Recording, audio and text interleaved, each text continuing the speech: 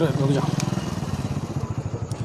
जी news portal के सभी दर्शकों को मेरा बहुत बहुत नमस्कार। और आज है 31 तारीख और बार है सोमवार, यानी दिन भर की तमाम अपडेट और तमाम खबरों का हम पूरा विश्लेषण लेकर के आपके सामने उपस्थित हैं। सवाई माधोपुर ज़िले या गंगापुर सिटी या उसके आसपास क्या कुछ घटित हुआ और क्या कुछ होने वाला है अब आने वाले दिनों में, वो सबसे इम्पोर्टेंट है आप लोगों के लिए जानना।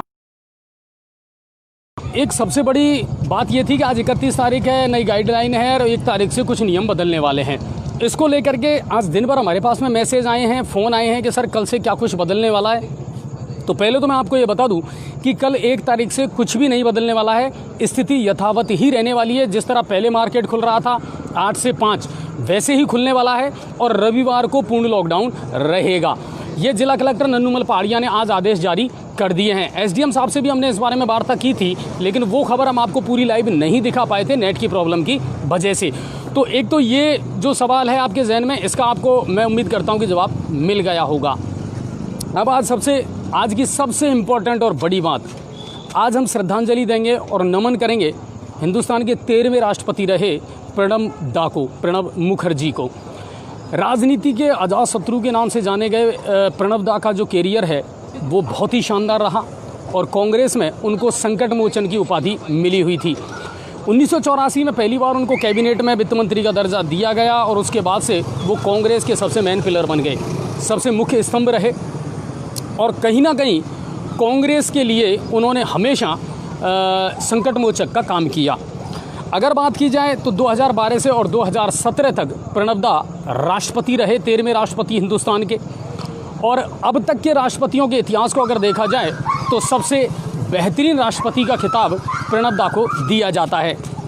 प्रणब दा को हम श्रद्धांजलि देते हैं और मुझे ऐसा लगता है कि राष्ट्रपति का नाम जब यूपीए सरकार ने उनका नॉमिनेट किया और वहीं से कांग्रेस की शायद उल्टी गिनती शुरू हो गई थी। हालांकि ये मेरा अपना व्यक्तिगत विचार है कि कांग्रेस में प्रधानमंत्री पद के सबसे बड़े दावेदार थे उस समय प्रणब दा, लेकिन कांग्रेस ने या यूपीए सरकार ने राष्ट्रपति के नाम का उनका नॉमिनेट किया और वो राष्ट्रपति बने, राष्ट्रपति चुने गए और 13वें राष्ट्रपति के रूप में उन्होंने शपथ ली। कुछ दिन पहले वो कोरोना संक्रमित पाए गए थे, उनका इलाज भी चल रहा था, दुआओं का दौर भी चल रहा था और उम्मीद ये थी कि शायद प्रणब दा स्वस्थ होकर के जल्दी अपने घर लौट आएंगे, लेकिन ऐसा नहीं हो सका और नियति को कुछ और मंजूर था कि आज उन्होंने हमसे उनको छीन लिया। प्रणब दा, हम आपको शत नमन करते हैं और आपको श्रद्धांजलि देते हैं कि एक बेहतरीन कार्यकाल आपका रहा और एक राजनीति के नए और उदयमान युग का अंत हो गया प्रणब दा के साथ में। तो जी न्यूज़ पोर्टल परिवार उनको शत नमन करता है और श्रद्धांजलि देता है। अब बात करते हैं क्राइम रिपोर्ट की कि सवाई माधोपुर या उसके आसपास क्राइम में क्या कुछ हुआ। तो सुबह हमारे पास में खबर आई, रणथंभौर के रोड स्थित कुंडेरा बस स्टैंड पर आज एक अज्ञात युवक का शव मिला, बस स्टैंड पर लटका हुआ फंदे से।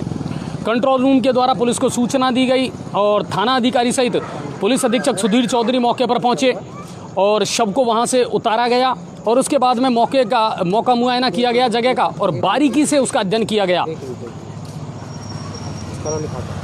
हेलो जी, बताइए। हाँ बोलिए।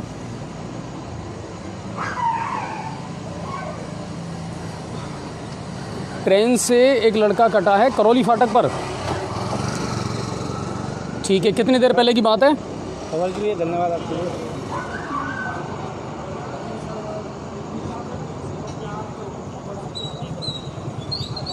तो आप क्लिप भेजें और जो आपने न्यूज़ दी है उसके लिए बहुत बहुत धन्यवाद सर आपका, है ना। और अगर कोई हाँ बिल्कुल हाँ, चलिए ठीक है सर। तो चलिए, ये एक ब्रेकिंग खबर अभी, तो पदम जी आप थोड़ा सा संपर्क कर लें वहाँ पर, क्योंकि पुलिस अभी वहाँ पहुँच रही है मौके पर। तो हम सवाई माधोपुर से एक खबर आपको बता रहे थे कि एक अज्ञात जो युवक है उसका शव लटका हुआ मिला था। पुलिस अधीक्षक सुधीर चौधरी मौके पर पहुंचे, एफएसएल टीम ने भी वहां से साक्ष्य जुटाए हैं। शव की शिनाख्त नहीं हो पाई है, लेकिन प्रथम दृष्टि में वो हत्या का मामला या हैंगिंग मर्डर का मामला ज़रूर लग रहा है और पुलिस के उसके बारे में साक्ष्य जरूर जुटा रही है। आज पूरे प्रदेश भर में भाजपा का हल्ला बोल रहा। बिजली में जो चल रही है अनियमितता, उनको लेकर के जीएसएस और पावर हाउस पर बीजेपी के कार्यकर्ताओं ने और प्रमुख नेताओं ने प्रदर्शन किया और प्रदर्शन में प्रमुख मांगे जो थी 4 महीने के बिजली के बिल माफ़ किए जाएं। और ये बहुत लंबे समय से आम आदमी की मांग चलती आ रही है मौजूदा कांग्रेस सरकार से और गहलोत सरकार से कि जब आम आदमी के पास में रोजगार था ही नहीं तो 4 महीने का बिल कहां से अदा किया जाएगा। इसके अलावा तत्कालीन वसुंधरा सरकार ने किसानों को 833 रुपये यानी साल भर की लगभग 10,000 रुपये की एक सब्सिडी दी थी किसानों के एग्रीकल्चर बिलों पर। उसको लेकर के भी कांग्रेस सरकार जो है मौजूदा उसने कोई निर्णय नहीं लिया, बल्कि उसको ठंडे बस्ते में डाल दिया। तो इन सारी चीज़ों को लेकर के आज भाजपा ने जमकर के विरोध प्रदर्शन किया और कहा है कि अगर जल्द से जल्द इन मांगों को स्वीकार नहीं किया गया तो आने वाले समय में ये आंदोलन तेज किया जाएगा। पदम जी, क्या कहना है आपका इस बारे में? इसके बारे में बीजेपी के कार्यकर्ताओं ने बताया कि 2 तारीख को उग्र प्रदर्शन किया जाएगा। तो कुल मिलाकर के ये है कि कहीं ना कहीं कांग्रेस सरकार को अब चेतना चाहिए। और जब आप इतनी रियायतें लोगों को दे रहे हैं तो बिजली के बिलों का जो मुद्दा है वो भी एक बड़ा मुद्दा है और आम आदमी को सबसे बड़ी राहत इनके आधार पर मिल सकती है। लेकिन बड़े अफसोस की बात है कि जिस कांग्रेस सरकार को इस पर कदम उठाना चाहिए था वही कांग्रेस की सरकार अब फ्यूल चार्ज के नाम पर कुछ एक्स्ट्रा पैसा वसूलने की तैयारी कर रही है। राजस्थान सरकार 2 रुपये किलो का गेहूँ बांट कर वाई लूट रही है, इधर लोगों का पसीना बिजली के बिल में देकर निकाल रही है। तो कुल मिलाकर के ये है कि भाजपा ने आज जम करके प्रदर्शन किया है और बिजली के बिलों में माफ़ी को लेकर के ये मांग उनकी लगातार जारी रहने वाली है। लॉकडाउन के बारे में मैंने आपको बता ही दिया कि लॉकडाउन 4 जो है, अब अनलॉक 4 जो है उसमें यथावत रहेगी स्थिति। हालांकि इसको लेकर के विरोधाभास ज़रूर है कि गंगापुर सिटी में अब केसेज आना बंद हो चुका है और स्थिति सामान्य होती जा रही है। तो कहीं ना कहीं रविवार की जो छूट है पदम जी वो तो दी जा सकती थी गंगापुर सिटी वाले जो क्षेत्र है उनमें। सरकार की केंद्र सरकार की गाइडलाइन का पालन किया जा रहा है। हाँ, हालांकि अब कल केंद्र सरकार ने यह भी कह दिया कि आप अपनी मनमर्जी से आप लॉकडाउन नहीं लगा सकते, यानी केंद्र की जो गाइडलाइन है उसका पालन आपको करना पड़ेगा।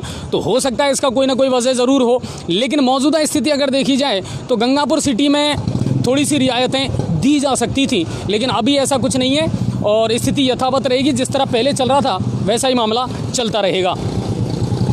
अब बात करते हैं, आज सुबह सुबह से क्राइम की जो खबर आई उसमें आया था कि कुछ 2019 में वेलकम बेकरी के सामने एक लड़ाई झगड़े का मामला था। गंभीर रूप से धारा 307 में उसमें मुकदमा दर्ज हुआ था और उदय मोड़ थाने ने कार्रवाई करते हुए उसके 2 आरोपियों को तो पहले ही गिरफ्तार कर लिया था और एक आरोपी जो भोंटवाड़ा का रहने वाला था पुष्पेंद्र, उसको पुलिस ने आज गिरफ्तार करने में कामयाबी हासिल की है और उसका पहले कोरोना टेस्ट करवाया गया है और अब उसको अदालत में पेश किया जाएगा। तो उदय मोड़ पुलिस की कार्रवाई थी। क्या मामला था ये पदम जी? ये बेकरी पे धारा 307 का मामला था और दो लोगों को पहले गिरफ्तार किया जा चुका था और तीसरा ये फरार चल रहा था। आज उनको उदय मोड़ पुलिस ने गिरफ्तार किया है। तो कुल मिलाकर के पिछली साल का ये मामला था और जम करके मारपीट हुई थी, तो उसी को लेकर के आज पुलिस ने एक बड़ी कामयाबी हासिल की है और उदय मोड़ थाने को हमारी ओर से बहुत बहुत बधाई। काफ़ी व्यापारी लोग भाई बार में फ़ोन करके पूछ रहे हैं कि बाज़ार की क्या स्थिति रहेगी। बाज़ार जैसा था वैसा ही रहेगा और जो जैसा पहले खुलते आया वैसे ही खुलेगा। बिल्कुल, टाइम वही 8 से 5 रहेगा। रविवार को संपूर्ण लॉकडाउन रहेगा, कोई रियायत अभी नहीं दी गई है। शराब की दुकानें जैसे खुलती आ रही हैं वैसे ही खुलेंगी, तो कोई कन्फ्यूज़न वाली बात अब नहीं है। तो 1 तारीख से यानी आज से ही ये शुरू हो चुका है। इसके अलावा PHED डिपार्टमेंट के जो कर्मचारी हैं उन्होंने भी आज जमकर प्रदर्शन किया वेतन कटौती को लेकर के और उनका ये कहना था कि साहब 1 दिन का या 14 दिन का या 16 दिन का जो हमारा वेतन काटा गया है वो इलीगल तरीके से काटा गया है और उसको लेकर के वो खुश नहीं हैं। ऋषिकेश मीना ने भेजा है कि बजरी को भी चालू नहीं किया। इसने तो चुनाव से पहले तो कहा था कि हमारी सरकार आने पर 10 दिन में चालू कर देंगे, पर अभी तक कुछ नहीं किया है। ऋषिकेश जी, मैं आपको बता दूं कि बजरी जो है ना वो तो सोने का अंडा देने वाली मुर्गी है सरकार के लिए। तो पिछली सरकारें हों चाहे ये सरकार हो, आपको एक बात और बता दूं मैं, अभी कल या परसों मैंने एक खबर पढ़ी थी कि खंडार थाना एक अकेला ऐसा थाना है जो सबसे ज़्यादा बजरी के मामले में उगाही करके देता है, यानी सबसे ज़्यादा वहाँ है मामले और अव्वल है वो खंडार थाना जो है इस मामले में। तो कुल मिलाकर के यह साहब कि बजरी का जो मामला है ये बड़े लेवल की बात है और सुप्रीम कोर्ट ने तो बैन लगा रखा है। बाकी सरकारें क्यों आंख मूंद करके बैठी हैं। अच्छा, और एक जोरदार दूसरा पहलू और देखिए कि क्या सरकारी भवनों का निर्माण रुक गया? नहीं रुका। क्या डेवलपमेंट के काम रुक गए? नहीं रुके। तो फिर बजरी आ कहाँ से रही है? और अगर आ रही है पुलिस की नाक के नीचे से बजरी तो फिर कहीं ना कहीं घालमेल तो ज़रूर है। बराबर इसमें चौथ वसूली बहुत ज़्यादा बढ़ गई है। इसके कारण जो बजरी 2,500 रुपये की आती थी आम पब्लिक गरीब आदमी के लिए, वो 15,000 रुपये की खरीदनी पड़ रही है। और ये चौथ पूरा का पूरा मैं प्रशासन पर आरोप लगाता हूँ। बराबर जो बजरी 2,500 रुपये की आती थी आज 15,000 रुपये की आ रही है। क्या ये सरकारी जो काम चल रहे हैं क्या वो रुके हैं? और जो धरना सेटों के जो काम चल रहे हैं, बड़े बड़े मकान बन रहे हैं VIP लोगों के, क्या वो रुके हैं क्या? कुल मिलाकर के नियम सारे सिर्फ गरीबों के लिए हैं साहब, बाकी सारे काम यथावत चल रहे हैं। और बजरी खनन जो है वो कहीं ना कहीं अब सरकार के लिए सोने का अंडा देने वाली मुर्गी साबित हो रही है। प्रशासन से निवेदन है कि गरीब आदमी के लिए कोई झोपड़ी बनाया तो कैसे बनाएगा उसका और लंबे समय से ये मामला और ये विवाद चलता आ रहा है, तो इसका निस्तारण किया जाना चाहिए। हर सरकार दावा तो कर रही है मगर इस पर गंभीरता से विचार नहीं किया जा रहा है, तो ये एक बड़ा मैटर ज़रूर है। अब बात करते हैं आगे, अगली जो खबर है, लगातार गंगापुर सिटी में आवारा जो गौवंश है वो सड़कों पर बढ़ता जा रहा है और लगातार उनके साथ दुर्घटनाएं हो रही हैं। इसके अलावा गौवंश जो है वो मौत का शिकार भी हो रहे हैं। आज इसको लेकर के जो गौरक्षक हैं, गौपालक हैं, उन्होंने SDM के सामने विरोध प्रदर्शन किया और ज्ञापन सौंपा है कि जितना अनुदान गौशालाओं को मिलना चाहिए था वो नहीं मिल रहा। इसके अलावा सरकार अलग अलग रूप से टैक्स भी ले रही है गाय माता के नाम पर, लेकिन उतना अनुदान उन गौशालाओं के पास में नहीं पहुंच पा रहा है। तो इसको लेकर के और सरकार को अब चेत जाना चाहिए और कार्रवाई करनी चाहिए। आज SDM साहब से भी लाइव बात की थी पदम जी ने, और SDM साहब ने कहा कि बिल्कुल मैं इस मामले में बहुत गंभीर हूं और आयुक्त से और नगर परिषद से भी इस बारे में बात की जाएगी कि जिन गौशालाओं में अगर व्यवस्था हो सकती है और हमारे पास पर्याप्त जगह है और अनुदान है तो वहाँ इन गौवंशों को पहुँचाया जाए। दौलतपुर वाली गौशाला वालों ने घोषणा की है और इधर हमारे श्याम परिवार की गौशाला ने भी घोषणा की है जितनी गाय आप बेच सकते हैं हमारे यहाँ बेच सकते हैं, लेकिन व्यवस्थाएं तो प्रशासन को करनी पड़ेंगी वहाँ पर। तो कुल मिलाकर के ये है। अब चलते हैं अगली खबर की तरफ कि खबर का असर क्या हुआ। सुबह बड़ी जल्दी पहुंच गए हमारे पदम जी राजकीय अस्पताल में, सरकारी अस्पताल में, और वहां जब गंदगी का आलम देखा तो इनका माथा ठनका और इन्होंने लाइव वहां से चला दिया। लाइव का असर 10 मिनट में ही देखने को मिल गया और तुरंत आनन फानन में सफाई कर्मचारी वहां पहुंचे और व्यवस्थाओं को दुरुस्त करते नजर आए। पदम जी, क्या मामला था? इसके लिए हम SDM गंगापुर सिटी के SDM साहब को धन्यवाद देते हैं कि हमारे एक फ़ोन पर तुरंत उन्होंने एक्शन लिया और एक्शन लेके ही पूरी सारी टीम को हॉस्पिटल में भेज दिया और वो हरकत में आए और बराबर उसकी सफाई जारी है। और हम इसको कल भी इसको लाइव दिखाएंगे। सुबह भी कल आज क्या व्यवस्था थी आप लोगों ने देखी होगी और कल क्या होगी उसको भी हम लाइव दिखाएंगे इसमें। तो कुल मिलाकर के पल पल की अपडेट जी न्यूज़ पोर्टल आपको लगातार देता रहता है और क्या कुछ घटित हो रहा है, क्या कुछ घटित होने वाला है, इस पर हमारी बराबर नज़र बनी रहती है। और इसके लिए जी न्यूज़ पोर्टल का जो गंगापुर सिटी के PM हॉस्पिटल के उन्होंने जी न्यूज़ पोर्टल का धन्यवाद भी किया है। बिल्कुल लाइव में ये हुआ भी था। PMO साहब से हमने बात की थी और उन्होंने कहा कि बिल्कुल आपकी खबर का असर हुआ है। तुरंत कर्मचारी वहां पहुंचे और सफाई व्यवस्था को दुरुस्त किया राजकीय अस्पताल में। जब खुद अस्पताल ही बीमार रहेगा तो मरीजों का इलाज कैसे होगा, ये लाजमी बात है। अब बढ़ते हैं अगली खबर की तरफ। वायरल खबरें भी हमारे पास में कुछ आई थी और वायरल खबरों में आज आदर्श नगर से गंदगी और सड़कों का एक वीडियो हमारे पास एक दर्शक ने भेजा था। तो प्रशासन अगर मेरी बात सुन रहा है तो सर प्लीज़ अब इन सड़कों की और गंदगियों की जो मामला है ना कॉलोनियों में, इसकी भी आप सुध लीजिए। और आदर्श नगर की स्थिति बहुत ख़राब है। जब FCI गोदाम की तरफ हम जाते हैं तो सड़कों का नामो निशान नहीं है और लोगों को पैदल चलने में भी वहाँ मुसीबत हो रही है। इसी प्रकार एक दर्शक ने चूली गेट से और नंबर 2 स्कूल से लेकर के और मस्जिद तक का जो रोड है उसको अंधेरे में उसने शूट किया है एक दर्शक ने, और वहाँ से वीडियो बना करके हमारे पास भेजा है जो हमने अपने पेज पर डाला है। तो लाइट जो है रोड लाइट है, चाहे कितने बड़े दावे कर ले साहब ठेकेदार, लेकिन रोड लाइटों की स्थिति अभी भी वैसी की वैसी ही बनी हुई है और ये ध्यान देना पड़ेगा कहीं ना कहीं। और दर्शकों से हमारा निवेदन है कि आज MP जौनपुरिया साहब को लाइव पे दिखाया जाएगा, कहीं भी दर्शक जाए नहीं और खबर लाइव देखते रहें। बिल्कुल ज़्यादा से ज़्यादा जुड़ने का प्रयास जरूर करें क्योंकि हमारे साथ आज लाइव में जुड़ेंगे टोंक सवाई माधोपुर के सांसद सुखवीर सिंह जी जौनपुरिया। मुद्दों को लेकर बड़ी बातें करेंगे हम उनके साथ में और कितनी समस्याएं हैं वो ज़रूर उनके सामने रखेंगे।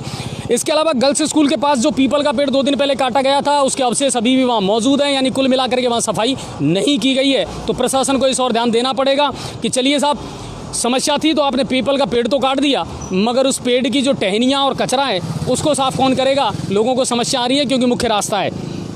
और ब्रेकिंग आई है अभी हमारे पास में कि करंट की 2 घटनाएं हुई हैं, बिजली का करंट लगने की 2 घटनाएं हुई हैं। चूली निवासी पवन गुजर जो 20 वर्षीय हैं, उनको करंट लगा है और उनको राजकीय अस्पताल गंगापुर सिटी लाया गया है। इसी प्रकार गंगापुर सिटी के पास एक गांव और है खिरकिड़ा, वहां से भी एक खबर आई है कि आलवारी में करंट आने से 28 वर्षीय मिथुन, उनकी भी करंट का झटका उनको लगा है और सामान्य चिकित्सालय गंगापुर सिटी में अभी अभी उनको लाया गया है। ये 2 ब्रेकिंग खबरें थी। अब बात करेंगे कुछ अगली खबरों की, लेकिन अब हम एक और आपको सूचना दे दें। परिवर्तन फाउंडेशन, जिसके साथ हम लगातार जुड़े रहे हैं और आपको लगातार उनकी खबरें दिखाते रहे हैं, चाहे वृक्षारोपण की बात हो या और सामाजिक कार्य हो जो परिवर्तन फाउंडेशन और उनके अध्यक्ष करते आ रहे हैं, उन्होंने अब तक 3300 मास्क बांट दिए हैं गंगापुर सिटी में। तो हम उनकी शुक्रिया परिवर्तन फाउंडेशन इस सामाजिक और महत्वपूर्ण कार्य के लिए। एक शानदार पहल थी। अब बहुत सारी बातें हम आपको करने वाले हैं और कुछ मुद्दों पर भी हम जुड़ने वाले हैं। तो फ़ोन मिलाया जाए सांसद सुखवीर सिंह जी जौनपुरिया को।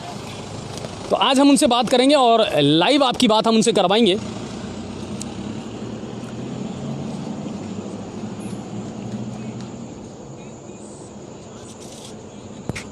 व्हाट्सएप पे कहाँ जा रहे हो? अरे इससे बात क्यों करवा रहे हो? कॉलिंग पे जाओ ना। अरे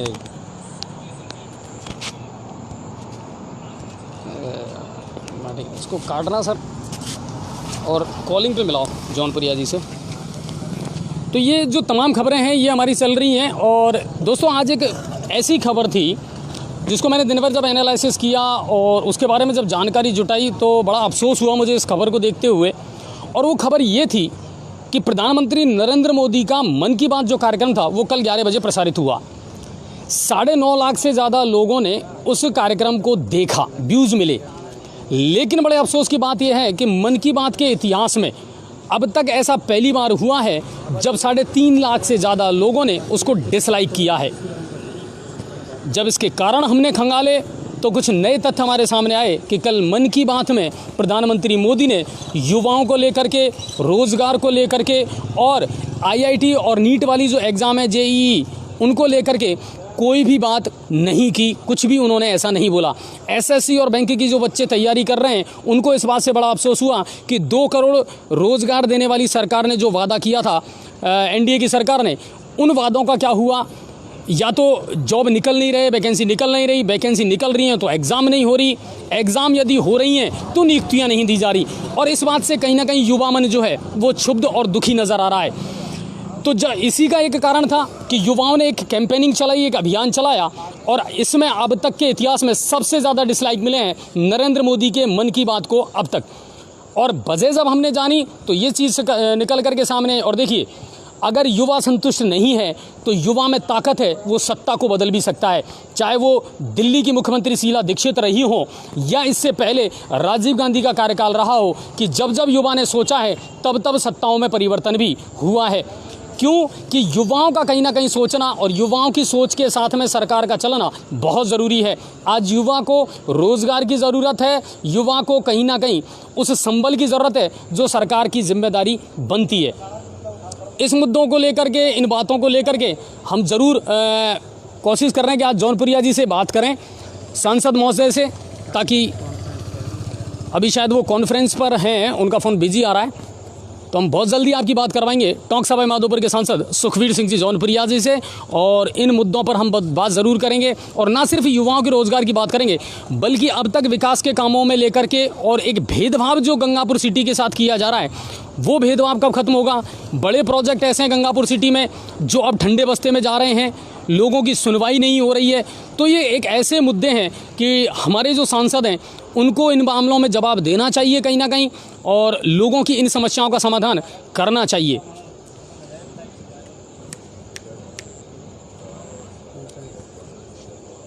सर वो फ़ोन मिलवाएं आप।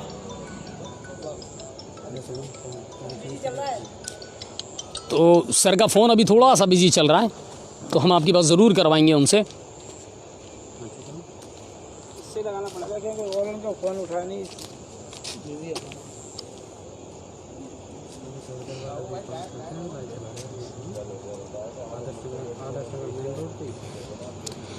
बिल्कुल, हम कांटेक्ट करने का प्रयास ज़रूर करें सांसद जौनपुरिया जी से, और उनसे हमारी दिन में बात हो गई थी और उनसे हमने कहा था कि सर जी न्यूज़ पोर्टल है, लाखों लोग उसको देखते हैं, तो हम चाहेंगे कि आप हमारी जो मुद्दे हैं, हमारी जो समस्याएं हैं, उनका समाधान ज़रूर और आने वाले समय में कुछ बड़े जो जिम्मेदार लोग हैं उनसे भी हम आपकी बात ज़रूर करवाया करेंगे, आपसे रूबरू उनको करवाया करेंगे। और आने वाले समय में टेक्नोलॉजी का इस्तेमाल करते हुए हम कहीं ना कहीं वीडियो कॉलिंग से भी आपको जोड़ा करेंगे ताकि वो हमारे सवालों का जवाब दें। प्रदेश अध्यक्ष सतीश पूनिया जी से भी आज हमने बात की थी, लेकिन उनसे हमारा केवल हाय हेलो हो पाई और उनसे हमारी बात उतनी नहीं हो पाई, वरना हमारा विचार ये भी था कि आज प्रदेश अध्यक्ष सतीश पूनिया जी से भी हम बात करते। क्योंकि देखिए, बीजेपी ने आज हल्ला बोल कार्यक्रम करा, बिजली के जो बिल हैं उनको लेकर के, आम आदमी का जो दर्द है उसको लेकर के उन्होंने मुद्दा ज़रूर उठाया, लेकिन अब इसमें क्या होने वाला है, क्या इसके परिणाम होने वाले हैं, ये पूछना ज़रूर आम आदमी का हक बनता है। तो उनसे हमारी बात नहीं हो पाई। फिर हमने सोचा कि हम सांसद महोदय से ज़रूर इस बारे में बात करें, क्योंकि उनका जो ज़्यादा तवज्जो है, जो ज़्यादा ध्यान है, वो मेरे ख्याल से टोंक और सवाई माधोपुर पे ज़्यादा रहता है और कहीं ना कहीं गंगापुर सिटी अभी तक हाशिए पर रख रखा है। तो ऐसा क्यों किया जा रहा है, ये सवाल ज़रूर हम उनसे पूछेंगे। एक जिला विभाग के प्रदर्शन किया कर्मचारियों ने, बिल्कुल, वो मैंने बता दिया कि पीएचईडी के जो कर्मचारी हैं उन्होंने आज प्रदर्शन किया है, वेतन कटौती की मांग को लेकर के, अपनी समस्याओं का जो है उसको निराकरण करने के लिए आज कर्मचारियों ने प्रदर्शन किया है। पीएचईडी के ने कार्यक्रम लगातार चल रहे हैं। ये भी मैं आपको बता दूं, जो विकास के काम हैं, चाहे वो अमृत योजना का काम हो, और कल 2 तारीख है, तो कल हमारी उस चीज़ पर भी नज़र रहेगी कि जो सड़कों के ठेकेदार हैं, उन्होंने कहा था कि साहब मैं 2 तारीख से या 3 तारीख से वो काम शुरू कर दूंगा ताकि लोगों को राहत मिले, तो उस पर भी हमारी नज़र रहेगी कि कितने काम शुरू हो पाते हैं और पेचवर्क हो पाता है या नहीं हो पाता है। तो अभी शायद वो कॉन्फ्रेंस में है और उनका फ़ोन लगातार बिज़ी आ रहा है, तो हम प्रयास लगातार करते रहें और डेफिनेटली वो कॉल पिक ज़रूर करेंगे, क्योंकि हमारी बात हो गई थी उनसे। आज बामनवास में भी अगर देखा जाए तो बामनवास है, वजीरपुर है, वहाँ भी भाजपा के जितने भी कार्यकर्ता थे और सदस्य थे उन्होंने भी जमकर के विरोध प्रदर्शन किया है और बीजेपी का हल्ला बोल पूरे प्रदेश भर में आज सफलतापूर्वक रहा। और आज बिल्कुल 31 तारीख है आज, और देखते हैं कल 1 तारीख है और 2 तारीख से सड़कों के मरम्मत का जो काम है उसका वादा किया है ठेकेदार ने, तो उस पर भी हमारी नज़र लगातार बनी रहेगी। नंबर बिजी है अभी शायद उनका, और इसके लिए एसडीएम साहब कल दौरा भी करेंगे। हाँ, उसको हम लाइव ज़रूर दिखाएंगे आपको। अगर एसडीएम साहब ने बताया था कि कल रोड उनका करेंगे, मतलब जो व्यवस्थाएं हैं उनका निरीक्षण, और ये अच्छी बात है। अगर ब्यूरोक्रेट्स हैं, प्रशासनिक अधिकारी लगातार मॉनिटरिंग करते रहें तो बहुत कुछ बढ़िया हो सकता है, बेहतर हो सकता है और काम की कहीं ना कहीं गति मिल सकती है। हमारी टीम प्रयास ज़रूर करी है कि सांसद साहब से किसी तरह बात हो पाए।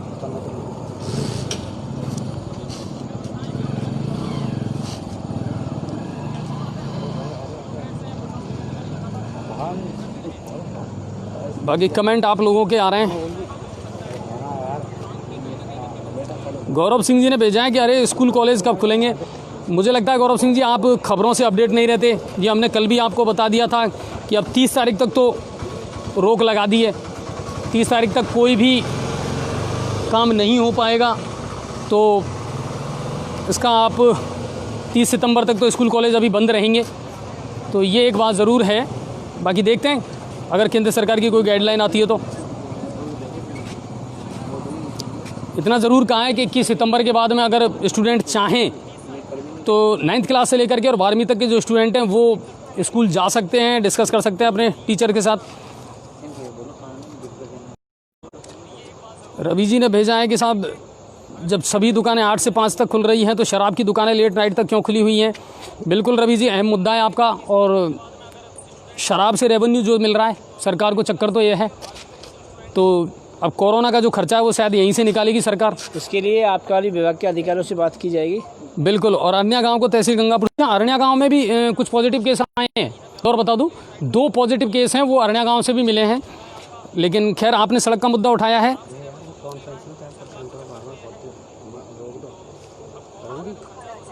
तो ये है, लगातार हमारी टीम जो है वो कोशिश कर रही है कि जौनपुरिया जी से संपर्क हो जाए कैसे भी करके। मुकेश कुमार जी बेटबाल ने कहा है कि साहब पिलोदा गांव में कीचड़ की समस्या बहुत बड़ी है, इस पर प्रशासन का ध्यान आकर्षित करने की कृपा करें। मुकेश जी एक बार तो आप सरपंच से ज़रूर मिलें और सरपंच के नेतृत्व में उनके लेटर पैड पर ज्ञापन ज़रूर दें BDO साहब को, क्योंकि अब BDO साहब भी आ चुके हैं। तो मेरे ख्याल से ग्राम पंचायतों का काम जो है वो तेज़ी से होना चाहिए। बंटी जी ने भेजा है कि अभी करौली फाटक पर जो घटना हुई है, बिल्कुल सर हमारे पास में अभी अपडेट आ जाएगी। हमने ब्रेकिंग न्यूज़ आपको, अच्छा रूप सिंह जी ने कहा ओनली BJP की न्यूज़ दिखाते हो आप। सर अभी शायद जो हमने कहा वो न्यूज़ आपने नहीं देखी। न्यूज़ BJP की और कांग्रेस की नहीं हुआ करती सर, न्यूज़ सिर्फ न्यूज़ हुआ करती है। अगर कोई आदमी का एक्सीडेंट हुआ है और वो मरा है या उसके साथ कोई दुर्घटना हुई है तो वो ना BJP का था ना कांग्रेस का था, एक बात।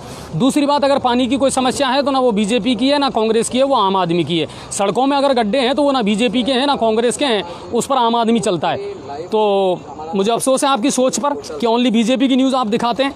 अगर आपको ऐसा लगता है रूप सिंह जी तो ये आपकी अपनी सोच है, हमारा ऐसा सोचना नहीं है। चाहे हाँ इतना ज़रूर कह सकते हैं हम कि सत्ता जिसकी होगी सवाल तो उसी से पूछा जाएगा सब, चाहे कांग्रेस हो चाहे BJP हो। जो सत्ता में है काम उसी को करना पड़ेगा। अगर आज BJP की सरकार होती तो सवाल उसी से पूछा जाता, और अगर आज कांग्रेस की सरकार है तो सवाल उन्हीं से पूछा जाएगा कि आखिर विकास के काम क्यों नहीं हो रहे। तो ये बात है, हमारा कोई ऐसा उद्देश्य नहीं है। पांचना नहर के बारे में हम चाह रहे हैं कि हम एक अच्छी स्टोरी पांचना नहर की ज़रूर कवर करेंगे ताकि आपके जितने भी सवाल हैं उनका समाधान हो सके। पाचना के लिए हमारे एक दर्शक मौजूद हैं। नमस्कार सर नमस्कार। पांचने का मुद्दा किसान का उठाओ दो अजय जी, ये भी बहुत 40 गाँव का मुद्दा है। अरुण चतुर्वेदी जी, हाँ हम अरुण चतुर्वेदी जी से सर एक मिनट उनसे हम आपकी बात करवा देते हैं अपने दर्शकों की। स्पीकर नहीं खोला। अरुण सर बहुत बहुत नमस्कार आपका। नमस्कार सर अजय भारद्वाज बोल रहा हूँ जी न्यूज़ पोर्टल से। सर देखिए आज कुछ ऐसे मुद्दे थे बड़े, एक तो कल जो मन की बात थी नरेंद्र मोदी जी की, ऐसा पहली बार इतिहास में हुआ है कि उनकी इस बात पर 3.5 लाख से ज़्यादा लोगों ने डिसलाइक किया है। और जब हमने इसके बारे में फैक्ट जुटाए तो पता लगा कि साहब युवाओं के रोज़गार का जो दर्द है वो कहीं ना कहीं छलक करके आ रहा है कि 2 करोड़ रोज़गार देने वाली सरकार जो है वो अपने वादे पर कहीं ना कहीं खरी नहीं उतर रही है। तो इस बारे में आप क्या कहना चाहेंगे? कल मोदी जी ने इसमें मेड इन इंडिया के नाम से लेते हुए वोकल के नाम पे पूरा करते हुए पूरी बात को इसी पर फर्ज किया है जी, खिलौने बनाने का सारा जी। ये बार बार उनकी तरफ से एक बात रही है कि जॉब का मतलब उनका है कि अपने खुद के जॉब क्रिएट करने वाले लोग चाहिए, और उसी बात को थ्रस्ट देता रहा। और कल की उनकी मंत्री बात में सबसे ज़्यादा जो उनका थ्रस्ट था वो इसी के ऊपर था कि हम बड़ी संख्या में चाइना से खिलौने मंगाते हैं, अपने यहाँ खुद के खिलौने बनाए जाए और खुद के खिलौने बना करके जो चैलेंजेस हैं उन चैलेंजेस को स्वीकार करके खुद अपन जॉब गिवर्स बने जॉब सीकर की जगह। और इसके उदाहरण भी उन्होंने दिए कि हमारे यहाँ छोटे छोटे जगहों पे लोगों ने कैसे अपने अपने खिलौने बना करके और बड़ा काम करना शुरू किया है। छोटे स्टार्टअप को बड़े रूप में कैसे खड़ा करना है इसके बारे में पूरी थॉट उन्होंने इसके ऊपर दी। कोरोना के बाद में कहीं ना कहीं अरुण सर आपको लगता है कि एक बड़ी चुनौती ज़रूर है युवाओं को रोज़गार देना और इकोनॉमिकल जो चीज़ है उसको वापस पटरी पर लाना? देखिए एक बात बड़ी स्पष्ट है कि अपने रोजगार का मतलब अगर नौकरी है बिल्कुल, तो दुनिया में कहीं भी नौकरियां पर्याप्त मात्रा में नहीं है। भारत की आवश्यकता इस बात की है कि हम अपने स्वयं के उत्पादन करने के काम शुरू करें, ज़्यादा करें, जिस चीज़ में रुचि है उस काम को करने का काम शुरू करें और जॉब को सीख करने की जगह जॉब देने वाले हम बने। इसलिए सरकार ने लगातार पिछले 5 साल के कालखंड में भी इसमें भी स्टार्टअप किए, स्टार्टअप के लोगों को प्रमोट करने के लिए उनके लिए कहीं जहाँ एक तरफ से उनके लिए अनुदान देने की बात की, वहीं उनके लिए फंडिंग की बात की। उसके लिए पैसे की जरूरत पड़ेगी तो मुद्रा योजना और अलग योजनाओं के माध्यम से कैसे उनको ऋण की उपलब्धता करेगी इस बात को देने का काम किया। फिर मार्केट की जरूरत पड़ेगी तो मार्केट की उपलब्धता कैसे होगी, इन सब के ऊपर सरकार ने काम करना शुरू किया है। ये सरकार इसी बात के ऊपर लगातार है कि हम जितने अधिक अपने संसाधनों के आधार पर अपने खुद की चीजों को बनाएंगे। और इसी का है, अभी आप आत्मनिर्भर भारत में भी देखें कि भारत की सरकार ने इस बात को कहा है कि 2 लाख करोड़ का प्रोविजन किया और उन्होंने कहा कि अब 100 करोड़ तक का जो व्यापार है उसको हमें अंतर्राष्ट्रीय स्तर की कंपनियों के साथ उसको कंप्लीट नहीं करना पड़ेगा, सबको केवल भारत की कंपनियों को इसमें भाग लेने का मौका मिलेगा। इसमें स्मॉल स्केल इंडस्ट्रीज की परिभाषा को चेंज करने का काम किया है। उसी तरह डिफेंस के सेक्टर में ये आज़ादी के बाद पहली बार हुआ है कि लगभग 180 करोड़ रुपए का 1000 करोड़ का जो माल देश में बाहर से मंगाया करते थे, उन सबको उन्होंने समाप्त कर दिया कि भारत में ही बनेगा। जब भारत में बनेगा तो भारत के लोगों को अवसर मिलेगा। हम ज़्यादा से ज़्यादा एंटरप्रेन्योर्स भी आएंगे, स्टार्टअप्स भी आएंगे और उनमें से रोजगार के अवसर भी उनमें ज़्यादा निकलने की बात है।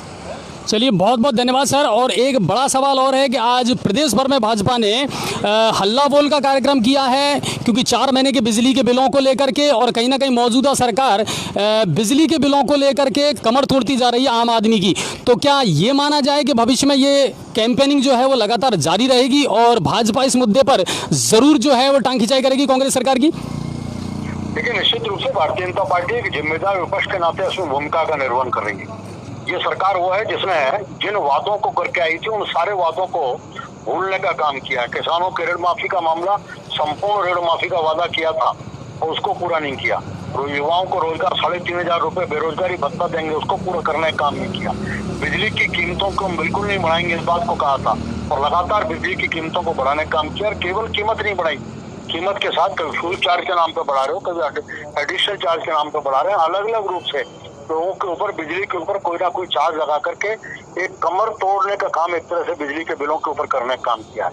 इसके साथ साथ लगातार देखें आप तो हर चीज के ऊपर नियंत्रण सरकार का समाप्त हुआ है। इसलिए जिम्मेदार विपक्ष के नाते से भारतीय जनता पार्टी ने ये आंदोलन की शुरुआत है। ये आंदोलन लगातार चलेगा और जब तक इस कुंभकर्णी में सोई सरकार नहीं जागेगी तब तक हम संघर्ष करते रहेंगे।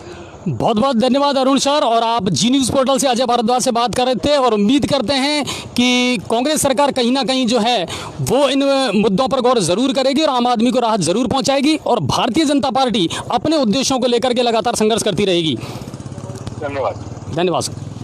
पाचना बांध के लिए किसान मौजूद है, कमेंट भी आ रहे हैं। तो ये थे हमारे साथ में भाजपा के पूर्व प्रदेश अध्यक्ष अरुण चतुर्वेदी जी। हम लगातार जौनपुरिया जी से फ़ोन मिला रहे थे लेकिन उनसे हमारी बात नहीं हो पाई। तो चलिए, अरुण चतुर्वेदी जी से हमने बात की और बहुत अच्छा लगा और कहीं ना कहीं उम्मीद ये करते हैं कि लोगों को राहत ज़रूर मिलेगी बिजली के बिलों में। और बहुत बहुत धन्यवाद अरुण जी कि आपने बेबाकी से हमारे सवालों का जवाब दिया और आप जी न्यूज़ पोर्टल से लाइव जुड़े उसके लिए। और हम इसी तरह कुछ बड़ी हस्तियों से आपकी मुलाकात ज़रूर करवाते रहेंगे और इन मुद्दों को उठाते रहेंगे। अब हमारे साथ हैं पाचना नहर को लेकर के बड़ा पेच फंसा हुआ है साहब पाचना का। लगातार हमारे पास मैसेज आते रहते हैं कि साहब ये पाचना का मामला है क्या। आज हमारे साथ एक दर्शक हैं और वो खुद व्यक्तिगत रूप से पाचना से जुड़े हुए हैं। सर, सबसे पहले तो अपना नाम मुझे बताइए। रामराज मीना सर। रामराज जी, कहाँ से बिलोंग करते हैं आप? किशोरपुर बजीपुर पड़ता है सर। Very good. आप पहले तो ये बताइए, जी न्यूज़ पोर्टल देखते हैं नहीं देखते हमारी खबरें? बिल्कुल देखते हैं सर। गांव वाले देखते हैं? खूब देखते हैं सर। अच्छा, ये पाचना का पेच है क्या सर? नहीं, पाचना का क्या, पाचना कमांड एरिया के लिए बना हुआ था जी। जबरदस्ती गोडला वालों ने जबरदस्ती कब्जा कर लिया, उसमें नहर को रोक दिया। कितने गांव ऐसे हैं जिनसे इसको राहत मिल सकती है? 50 गाँव है सब, 50 गाँव में पानी आ रहा था पाचना का। अच्छा, अब इसमें सरकार क्या प्रयास कर रही है? सरकार कोई प्रयास नहीं कर रही। सरकार प्रयास कर रही, सरकार को भारी चीज़ है कि पाचना कमांड एरिया के लिए बना हुआ है सर। अभी वहाँ की मौजूदा स्थिति क्या है? पाचना फुल भरा हुआ है। अच्छा, नहीं, अभी कुछ दिन पहले हमारे पास में ये खबर आई थी कि साहब वहाँ के कुछ गेट जो है वो खोल दिए गए हैं। नहीं, वो तो ओवर पानी वो निकाल देते हैं नहर में। अच्छा, नंदी में वो कोई बात नहीं है, जिसका उसकी कैपेसिटी है 258 की, वो तो भरा रहता है। अच्छा, अब आप जो लोग वहाँ रहते हैं और जिनको उस पानी की ज़रूरत है, उनकी प्रमुख मांग है क्या और कितना बड़ा एरिया ऐसा है जिसको सिंचित किया जा सकता है? 50 गाँव तो इससे जुड़े हुए हैं अब से ऑलरेडी, पहले से ही। और आगे जाए तो मार तो बहुत पूरा पड़ा है साहब पानी के लिए। तो आगे बढ़ाना चाहते हैं। अब इसके लिए सरकार को भी प्रयास करने पड़ेंगे और कहीं ना कहीं आम जन जो है उसको भी समझना पड़ेगा। भाई आम जन तो क्या करे, किसान तो क्या करे बेचारा, किसान तो रो रहा है 14 साल से। नहीं, लेकिन रोक तो लगाइए ना। नहीं, किसान ने थोड़ा लगाई है, कमांड एरिया के ने वो तो खिलाफ है, वो लगा रहे हैं, वो तो ऊपर की साइड में पानी चढ़ा रहे हैं दोबारा। हमारा जी न्यूज़ पोर्टल सभी लोगों से निवेदन करता है कि जो ये पाचना का जो पेच अटका हुआ है इसमें राजनीति नहीं होनी चाहिए और किसानों की ज़रूरतमंद को देखते हुए इसको खोलना चाहिए। देखिए, पानी पर सबका अधिकार है, पानी सबको मिलना चाहिए और सबकी ज़रूरतें पूरी हों तो इससे बेहतर स्थिति क्या हो सकती है। पानी को जब रोका गया है और उसको कमांड एरिया बनाया गया तो उसके पीछे भी कहीं ना कहीं उद्देश्य ये था कि साहब सभी को सिंचाई के लिए पानी मिले और लोगों की ज़रूरतें पूरी हों। पाचना का साहब डैम बनाया तो कमांड एरिया के लिए बनाया था, पहले से ही पहले बनाया था कमांड एरिया के लिए, बना 40 गाँव के लिए। ये थी बिन को बीच में बिन ने रोक लगाई, बिन को लिफ्ट दे दी, लिफ्ट चालू होगी जिसके बाद में नहर में पानी आते रहे, इसका क्या अर्थ है? इसलिए तो सरकार के नाम कोई चीज़ नहीं है। अच्छा, इसमें ना कोई चीज़ नहीं है इसमें। बिल्कुल, इसमें पहले आगे मेरे गाँव के आगे और रोड जा रहा है तो मैं रोक दूंगा। हाँ बिल्कुल वही हो रहा है, वही हो रहा है, बिल्कुल वही हो इसके रहा है। अलावा और कोई नहीं है। न सरकार ना कोई चीज़ नहीं है, राजनीति ना कोई चीज़ नहीं है, सब दुनिया ऐसा है। अब हम किसान बतला लिए, अब की बार हम वोट नहीं करेंगे अब से बाद में जी। 5 लाख का नहर नहीं तो वोट नहीं। अब के बाद में कोई चुनाव आ जाए, उसके बाद में पंचायत चुनाव आ रहे हैं, उसमें मत छोड़ देंगे हम, और हम वोट करेंगे नहीं बिल्कुल। किसान सर लाइव चल रहा है, थोड़ा गाली ना दें। चल रहा है, किसान इतने दुख, हम 15 साल हो गए हमको, 15 साल हो गए किसानों को दुख बांटते। बिल्कुल, ये किसान का दर्द है ये। नहीं थे किसानों को, देखो हमारे, देखो भैंसों से क्या हो रही है, गाय से क्या हो रही है, हमारे पेटन की लाले पड़ रहे हैं। जानवर को पानी मिल पा रहा है और ना फसलों को। किसान को जब पानी नहीं है, हम 2-2 किलो अनाज को तरस रहे किसान गाँव में। जी न्यूज पोर्टल लाइव सभी लोगों से निवेदन करता है, इसमें राजनीति नहीं, ये सब राजनीति करते हैं। बिल्कुल बिल्कुल, इसमें जातिवाद वोट लेने के लिए आते हैं, इसमें कोई लेना देना नहीं है। सब जातिवाद को हमने सब सरकार देख ली, कांग्रेस देख ली, बीजेपी देख ली, बिल्कुल बिल्कुल, कुछ नहीं करते हैं, सब राजनीतिक रोटी सेकते हैं और चले जाते कुल मिलाकर के ये है कि पानी के मुद्दे पर राजनीति नहीं होनी चाहिए। हैं। नहीं होने देंगे अब हम। और ये हो रहा नहीं होना चाहिए। वहाँ का जो किसान है वो अब इतना उग्र हो चुका है कि उसे लगता है कहीं ना कहीं कि जिस पानी पर सबका अधिकार है, जो सबको मिलना चाहिए, हर ज़रूरतमंद को मिलना चाहिए, उस पर कहीं ना कहीं अपनी सियासती रोटी सेकने के लिए राजनीति की जा रही है। तो बिल्कुल सर, आपका दर्द वाजिब है और हम उसका समर्थन भी करते हैं कि पानी पर सबका अधिकार है और सबको मिलना चाहिए। विनम्र आदमी बिल्कुल। ये है कि किसान का मुद्दा उठाओ ज्यादातर। हाँ नहीं किसान बिल्कुल। गरीब का, आप किसान इस का। टाइम जी न्यूज पोर्टल पर लाइव। अच्छा, एक चीज़ मैं भी आपसे रिक्वेस्ट करना चाहूँगा और किसान इनके माध्यम से मैं जितने भी ग्रामीण क्षेत्र हैं हमारे, उनसे भी ये कहना चाहूँगा कि ग्राम पंचायतों में गाँवों की जितनी भी खबरें हैं ये आप हमारे पास बेझिझक भेजा करें। आप हमारे पास खबरें ही नहीं भेजेंगे खबरें तो फिर सब हम कैसे चलाएंगे? किसान आदमी साहब, गंवार आदमी, वैसे ही मोबाइल फोबाइल में जानते नहीं बेचारे, तो खेती करते हैं। बजरी की समस्या भी काफी चल रही है। नहीं, बजरी की तो हम कर लेंगे, बजरी तो मकान में, हम छप्पर में रह लेंगे, फिर पेट जब भरेगा हमारे, जब 5 लाख पानी नहर में आएगा, जिसके बाद में हम कमाई करेंगे, गेहूं होगी, सरसों होगी, जब भी तो आएगा। नहीं बिल्कुल, आज हम तो ठोट किसानों की बाजी मांगे बराबर। नहीं बिल्कुल, और आज आपने यहाँ लाइव आकर के आपकी जो बात है ना उसको लाखों लोगों के सामने रख दिया है और प्रशासन के सामने रख दिया है। यही हाथ जोड़ के अनुरोध है कि हमारा 5 लाख का पानी, अब दिवाली पे हमारी नहर खुलती थी जी, उससे पहले ये सॉल्व हो जाए तो सॉल्व हो जाना चाहिए। नहीं तो देखो हमारी कार्रवाई हम करेंगे, चाहे हम सरकार से मांग तो रखते हमारा स्थानीय प्रशासन हम मांग तो रख सकते हैं, नहर तो खुला नहीं सकते, हम सही मांग बात तो है। रख सकते हैं। स्थानीय विधायक से निवेदन है कि इसको बराबर आप उठाएं और मांगे लोगों विधायक से। साहब की खैर कोई गलती नहीं, विधायक साहब ने 2 बार मुद्दा उठा दिया। मांगे लोगों से वार्ता करें इसके लिए। और नहीं बिल्कुल, चाहे वो विधायक हो, विधायक साहब की कोई बात चाहे नहीं, सांसद हो, मुद्दा विधायक साहब ने ये उठाया, विधान साहब हम पहले बार। इसमें राजनीति नहीं होनी। विधायक साहब ने सबसे पहला मुद्दा विधानसभा में 5 लाख उठाया था। हमको बहुत गर्व है उस पर कि हमारे विधायक ने सबसे पहली, आज तक 4 विधायक हो गए, किसी ने आज तक हमारे विधानसभा में कोई क्वेश्चन नहीं उठाया। एमएलए साहब ने हमारे सबसे पहले मुद्दा उठाया, 5 लाख का पानी चाहिए हमको नहर में। चलिए, हमको इसमें चाहे पानी मिले नहीं मिले, ये तो बात की बात, हमारा प्रयास है, हम करते रहेंगे। हमारा एमपी साहब से भी निवेदन है, इसमें आप दखल मतलब हमारे उसमें MP करें। साहब भी तो है, हमारे मुझसे कहो ना, जौनपुरिया जी से आप तो करो गंगापुर की। बिल्कुल बिल्कुल, आज हम आपके आपसे समाज की बात है, बिल्कुल आपके समाज है, उनको समझाओ। नहीं, जौनपुरिया जी से कहो, हमें किसी से मतलब नहीं, हम इतना मान जानते सिंह जी से हैं। कहो ना, मान सिंह जाओ, हमने मान सिंह जी हाथ जोड़े में तुम्हारा समाज समझाओ। नहीं बिल्कुल, एक बड़ा मुद्दा जरूर है, हम जौनपुरिया जी से भी बात करेंगे इस बारे में और विधायक से भी बात जरूर करेंगे, क्योंकि ये एक प्रशासनिक और बड़ा मुद्दा है। सर बहुत बहुत धन्यवाद। नहीं बिल्कुल बिल्कुल, किसान जो हैं उनकी जो दर्द है, उनकी जो पीड़ा है, वो कहीं ना कहीं समझना पड़ेगा सभी प्रशासनिक अधिकारियों को। और हमारी ये रिक्वेस्ट है कि बिल्कुल जो 5 लाख का मामला है ना पदम जी, ये सॉल्व होना चाहिए, आम पब्लिक, क्योंकि किसान का दर्द है, किसान दुखी है।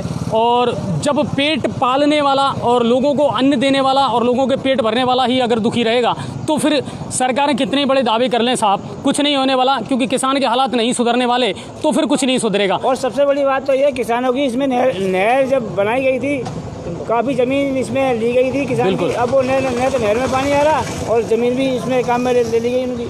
तो इस बारे में हम सांसद महोदय से बात ज़रूर करेंगे और जो उच्च जो प्रशासनिक अधिकारी हैं उनसे भी बात ज़रूर करेंगे कि आखिर जो 5 आना का पेच है उसका समाधान क्या हो सकता है और उसको सरकार करने के पीछे कतरा क्यों रही है, इस मामले को सुलझाया क्यों नहीं जाता। और दीपावली से पहले अगर ये मामला सुलझ जाता है तो किसानों को पानी ज़रूर मिल पाएगा। तो ये आज के बड़े अहम मुद्दे थे और आज की जितनी भी क्राइम रिपोर्ट्स थी वो आज हमने आपको दिखाई हैं।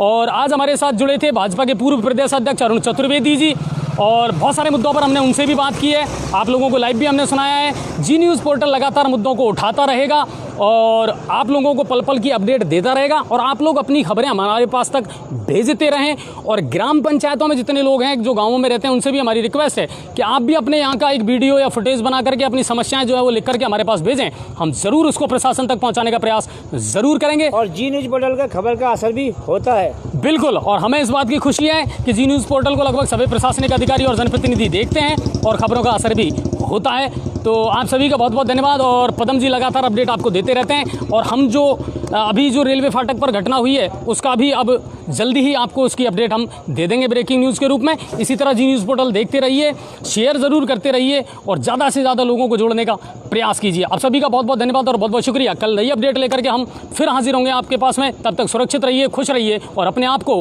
कोरोना से बचा करके ज़रूर रखें। धन्यवाद, नमस्कार।